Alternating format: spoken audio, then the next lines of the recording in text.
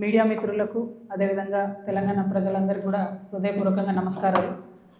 ఇవాళ తెలంగాణ రాష్ట్రంలో ఒక ఆడబిడ్డగా ప్రజల మధ్యలో 20 సంవత్సరాల నుండి పనిచేసినటువంటి వ్యక్తిగా నేను తెలంగాణ జాగృతి సంస్థను 19 సంవత్సరాల నుంచి ప్రజాహితం కోసం తెలంగాణ ప్రజల కోసం నడుపుతున్నటువంటి వ్యక్తిగా తెలంగాణ జాగృతి జనం బాట పేరిట మొత్తం యావత్ తెలంగాణను కూడా పర్యటన చేస్తున్న విషయం మీ అందరికీ తెలిసిందే. ఇట్లా పర్యటన చేస్తున్నటువంటి సందర్భంలో అనేక అంశాలు నా దృష్టికి వస్తూ ఉన్నాయి. ఒకటి, ప్రజలకు సంబంధించి ఏవైతే వసతులు కల్పించడంలో బీఆర్ఎస్ ప్రభుత్వం కాంగ్రెస్ ప్రభుత్వం విఫలమైందో ఆ అంశాలు నా దృష్టికి వస్తూ ఉన్నాయి. At the same time BRS ప్రజాప్రతినిధులు కాంగ్రెస్ ప్రజాప్రతినిధులు చేసినటువంటి అక్రమాలు ఆక్రమణలు దురాగతాలు దాష్టికాలు ఇవన్నీ కూడా నా దృష్టికి వస్తూ ఉన్నాయి. నేను ఏమాత్రం మొహమాటం లేకుండా ఏ పార్టీకి సంబంధం లేకుండా తెలంగాణ బిడ్డగా తెలంగాణ ఆడబిడ్డలకు ఉండేటటువంటి పౌరుషాన్ని ప్రదర్శిస్తూ నాకు వచ్చినటువంటి ప్రతి ఒక్క అంశాన్ని కూడా ప్రజలతో షేర్ చేసుకుంటున్నాను. నేను దాంతో ఏమవుతుంది, చాలామంది యొక్క అక్రమాల పుట్టలు కదులుతున్నాయి, వాళ్ళ పాపాల పునాదులు కదులుతున్నాయి. దాంతో నా మీద దాడి ప్రారంభించింది.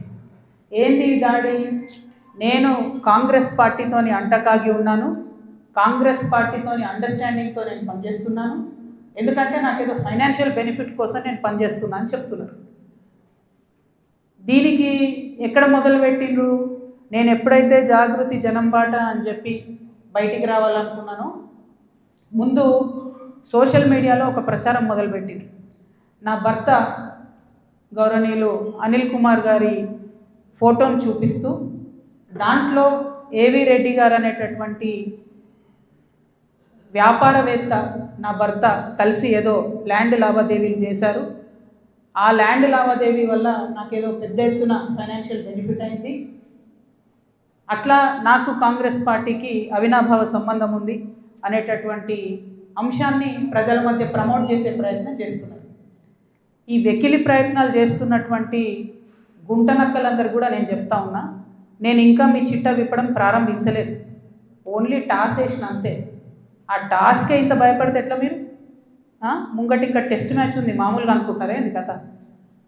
జస్ట్ టాసే, ఇప్పటికే గెలిచినాం ఆల్రెడీ మేము జాగ్రత్తలు, ఎందుకు భయపడుతున్నారు మీరు ఇంతగా? ఏమన్నాడు నా భర్త? మీరు అధికారంలో ఉన్న 10 ఏళ్ళలో వెళ్ళాడని వచ్చి మిమ్మల్ని ఒక పని అడిగినామా మేము?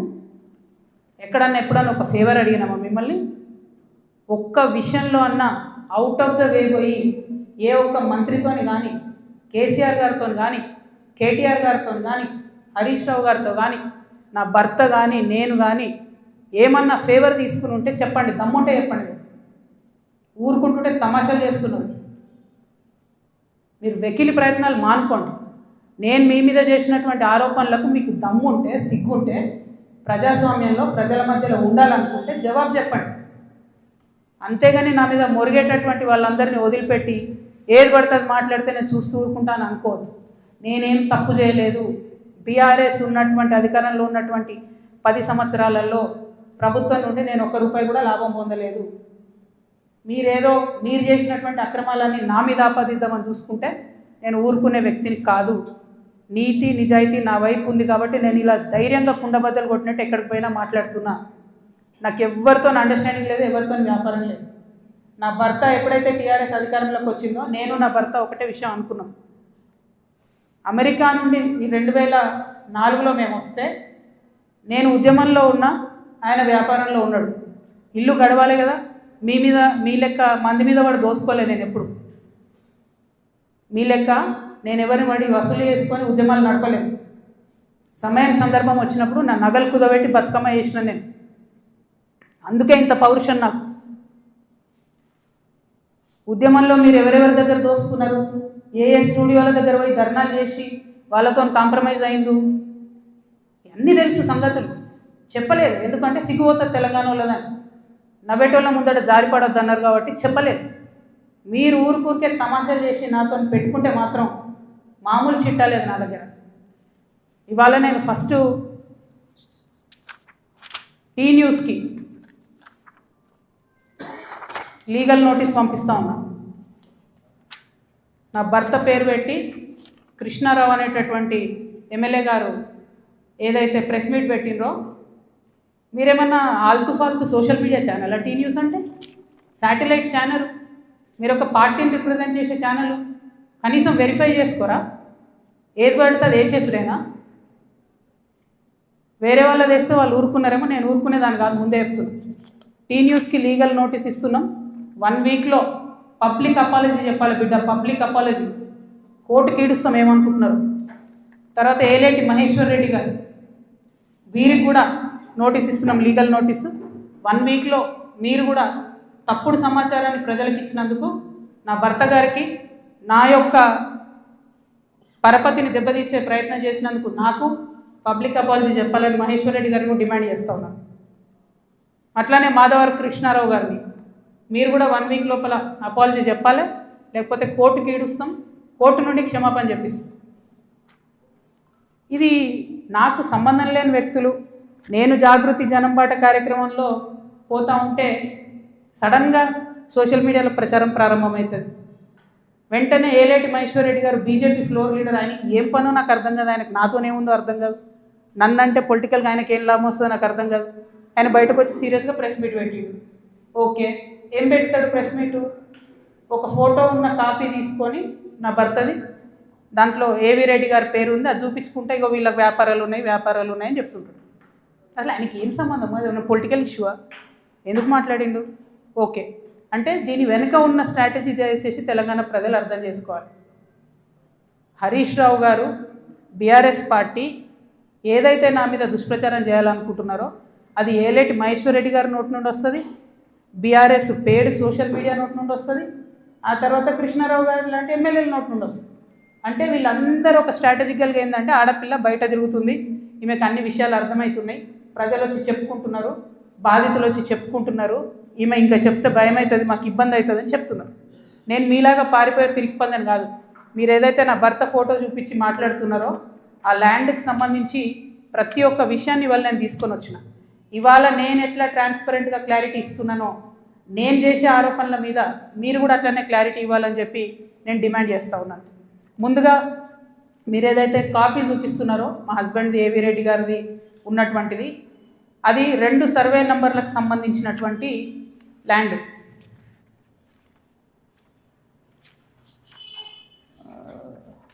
బ్రీఫ్ ఎడవేంద్రబాబు ఇది అదేంటంటే 2010/2 2010/3 అనేటటువంటి భూమి. దీనికి 1975 నుండి కూడా ఈ భూమికి కంప్లీట్గా పట్టాలు ఉన్నాయి, దానికి పాస్బుక్లు ఉన్నాయి, కంప్లీట్గా ఇది ప్రైవేట్ ల్యాండ్. ఈ ప్రైవేట్ ల్యాండ్లో 4 వ్యక్తులు, 4 కొడుకులు, వాళ్ళకి మనిషి 4 ఎకరాలు వచ్చినాయి. ఈ మనిషి 4 ఎకరాలు వచ్చినటువంటి ఈ భూమిని అక్కడ ఒక కంపెనీ ఉంది, టేకంషా అనే కంపెనీ.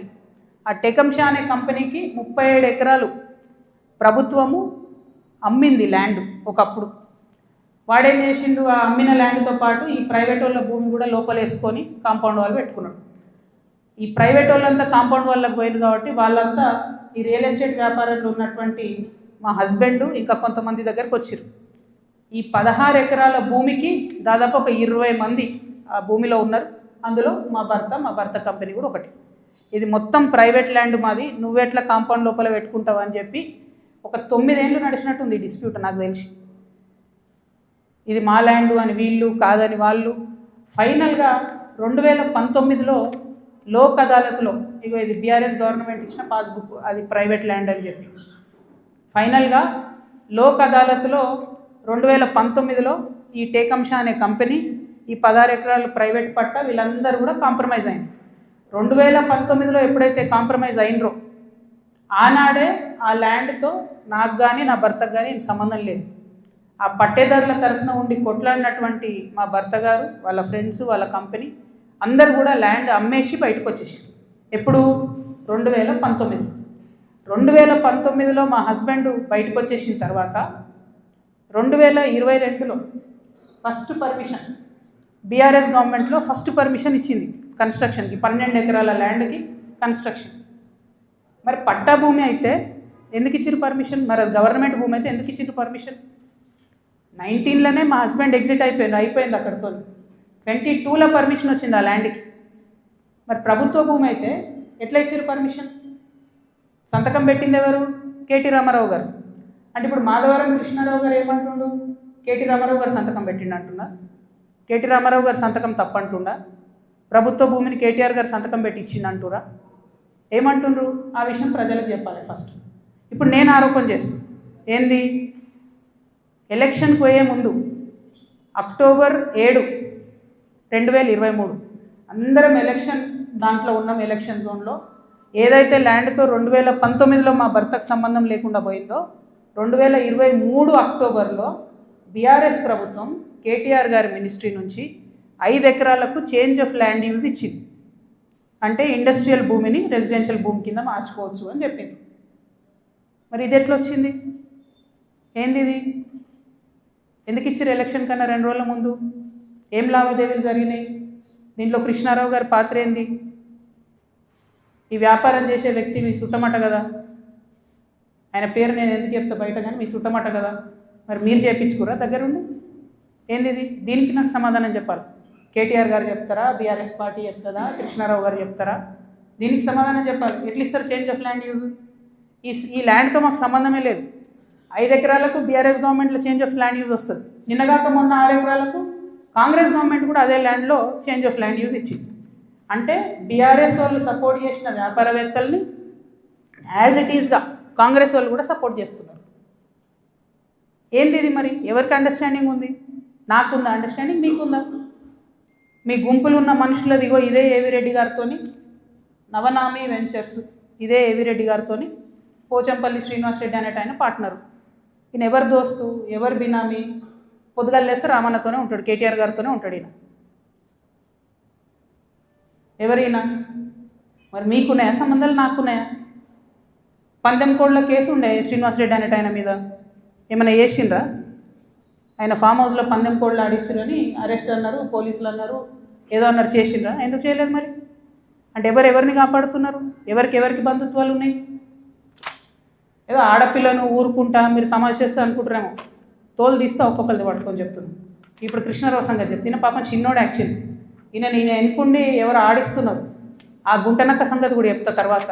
కానీ కృష్ణారావు గారు నా మీద మాట్లాడంగానే ఇగో ఇంతమంది, ఇది కూడా పట్టుకోను కాగితం పైకి, అది పట్టుకోండి ఒకసారి అటు చూపి.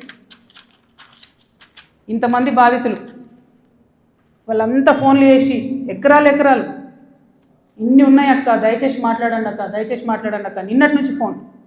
ఓ దగ్గర 16 ఎకరాలు, ఓ దగ్గర 400 ఎకరాలు, CS 14 ల్యాండ్స్. మామూలుగా లేదు. ఒక దగ్గర ఎంత ఘోరం అంటే ఆఖరికి హైడ్రా కూడా పోయి కూలగొట్టింది. ఇక ఇంకొకటి క్లియర్గా చెప్తా పట్టు, ప్రణీత్ కన్స్ట్రక్షన్ ఒకటి ఉంది. ఎంత ఘోరం అంటే ఇది, ఇంట్లో కృష్ణారావు గారి అబ్బాయి, నాకు అబ్బాయి పేరు చెప్పడం ఇష్టం లేదు ఎందుకంటే ఆయన పాలిటిక్స్లో లేడు కాబట్టి, కృష్ణారావు గారి కొడుకు ఆయన డైరెక్టర్గా ఉన్నప్పుడు ఈ 70 ఎకరాల వెంచర్, పెద్ద వెంచర్ 70 ఎకరాలు మీకు కనబడుతుంటుంది. మొత్తం విల్లాలు కట్టిరు, ఇది పట్టుకోలేదు, మొత్తం విల్లాలు కట్టిరు, అన్ని A to Z విల్లాలు కట్టిరు. ఇలా ఎన్ని అలిగేషన్స్ ఉన్నాయంటే, ఇక్కడ నేను ఎల్లో మార్క్ చేసిన రోడ్ మొత్తం గవర్నమెంట్ రోడ్, అది కబ్జా, అది లోపలనే ఉంటుంది, దాని చుట్టూ కాంపౌండ్ వాళ్ళు. ఇక్కడ అసైన్ ల్యాండ్స్ ఉన్నాయి, అది కబ్జా. ఈ మధ్యలో చెరువు ఉంది, ఈ చెరువు 10 ఎకరాలు ఉంది అని చెప్పి, 10 ఎకరాల చెరువు ఇది అని చెప్పి ప్రభుత్వం సర్టిఫికేట్ ఇచ్చింది.